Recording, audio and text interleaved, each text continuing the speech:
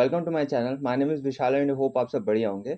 ये ज्योमेट्री का क्वेश्चन है जिसमें हम लोग समझेंगे ये राइट एंगल ट्रायंगल में जब उसके हाइपोटेनस पे परपेंडिकुलर डाला जाता है तो उसके क्या फॉर्मूले होते हैं और इसको कैसे सॉल्व किया जाता है। ये क्वेश्चन रीड करते हैं। क्वेश्चन में कह रहा है कि in a circle a right triangle P Q R with R at right angle is there as shown below, जैसा कि इस फिगर में दिया हुआ है। कह रहा है कि if R S is drawn perpendicular on diameter, यानी कि ये हमारा जो P से लेकर Q तक है ये वाली लाइन, ये हमारा क्या है डायमीटर, जिसमें S क्या है, S परपेंडिकुलर है। आगे देखिए वेयर कॉर्ड क्यू आर, यानी कि ये वाली डिस्टेंस कितनी है हमारी 8 सेंटीमीटर की है। कह रहा है कि and radius is 6 centimetre, radius 6 centimetre है और पी क्यू यहाँ से यहाँ तक की लेंथ हमारी डायमीटर है, यानी कि कितनी हो जाएगी 12 हो जाएगी। अब क्या कह रहा है, फाइंड लेंथ पी एस यानी कि यहाँ से यहाँ तक की लेंथ को फाइंड करना है। तो इसको सॉल्व करने से पहले हम लोग कुछ फॉर्मूले हैं जिसको समझना पड़ेगा। पहला हमारा पाइथागोरस थ्योरम। पाइथागोरस थ्योरम कैसे वर्क करता है, ए से लेकर बी का स्क्वायर प्लस बी से सी का स्क्वायर ये बराबर होगा ए से लेकर सी के स्क्वायर के। आगे हम लोग देखते हैं दूसरा फॉर्मूला यहीं से बनता है। जब हम कंपेयर करेंगे इस ट्रायंगल का एरिया निकालेंगे, तो जब हम लोग ए बी सी इस 90 डिग्री से बात करेंगे तो वो होगा हमारा 1/2 इंटू बेस इंटू हाइट होता है। बेस हमारा क्या हो जाएगा BC और हाइट हमारा क्या हो जाएगा AB। उसी और यही एरिया इक्वल होना चाहिए जब हम लोग बात करेंगे AC बेस और BD हाइट की। तो यहीं से हम लोग को जब BD निकालना होगा तो BD निकालने का फॉर्मूला क्या हो जाएगा, AB multiplied by BC divided by AC।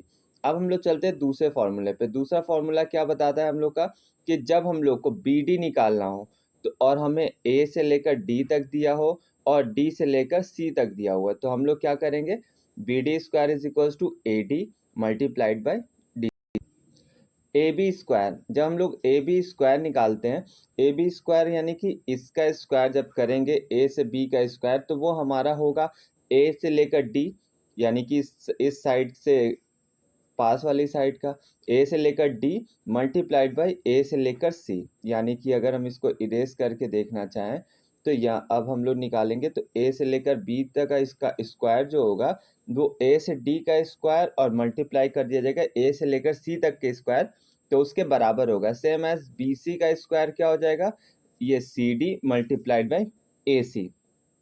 और जब हम इन दोनों को डिवाइड कर देंगे तो AC से AC कट हो जाएगा और हमें क्या मिलेगा, A B square is equal to AD और BC square is equal to CD। आइए अब अपने क्वेश्चन पे चलते हैं। क्वेश्चन में क्या कह रहा है कि क्वेश्चन में हम लोग को RQ की वैल्यू दी हुई है, कितनी थी 8 सेंटीमीटर, और P से लेकर Q तक की कितनी है 12 सेंटीमीटर, और हमसे पूछा कितना है P से लेकर S तक का। तो P से S तक का हम लोग डायरेक्ट निकाल पाते हैं जब हम लोग को R और P की वैल्यू दी होती। एक तो तरीका है कि हम R से P की वैल्यू निकाल ले पाइथागोरस थ्योरम का यूज करके। पाइथागोरस थ्योरम कैसे लगेगा, हमारा क्यू आर का whole square plus R P का स्क्वायर जो बराबर होगा पी क्यू के स्क्वायर से। एक तो तरीका है कि वहां से हम इसको निकाल के फिर हम फॉर्मूला लगाएं, या तो हम लोग एक और काम कर सकते हैं। उसमें क्या होगा कि हम लोग ये हमारा कितना था 8 सेंटीमीटर, ये था हमारा 12 सेंटीमीटर, तो यहाँ पे हम लोग ये फॉर्मूला लगा सकते हैं कि आर क्यू का square is equals to Q S multiplied by P Q. अभी हम लोगों ने ये वाला जो फॉर्मूला देखा था, एक बार इरेज करके मार्क कर देते हैं, ये वाला जो फॉर्मूला हमने देखा था, ये और ये, इन्हीं फॉर्मूले का हम लोग यूज कर रहे हैं। तो हमको पी क्यू का स्क्वायर पता ही है, पी क्यू पता है और आर क्यू पता है। आर क्यू का स्क्वायर करेंगे तो 64 और यहाँ पे लिखेंगे क्यू एस, हम लोग को जानना है यहाँ से यहाँ तक, तो क्यू एस और इसको डिवाइड कर देंगे क्योंकि यहाँ पे मल्टीप्लाई है तो यहाँ पे डिवाइड में चला जाएगा। डिवाइड करेंगे जब 12 से तो ये कट होगा। कट कैसे होगा कि ये 16 हो जाएगा 4 से डिवाइड करने पे और ये 3 हो जाएगा। तो हम लोग को क्या मिल गया, क्यू एस यानी कि यहाँ से यहाँ के डिस्टेंस, यहाँ से यहाँ तक की डिस्टेंस हम लोग को कितनी मिल गई है 16/3। यहाँ से यहाँ तक की डिस्टेंस 16/3 मिल गई है।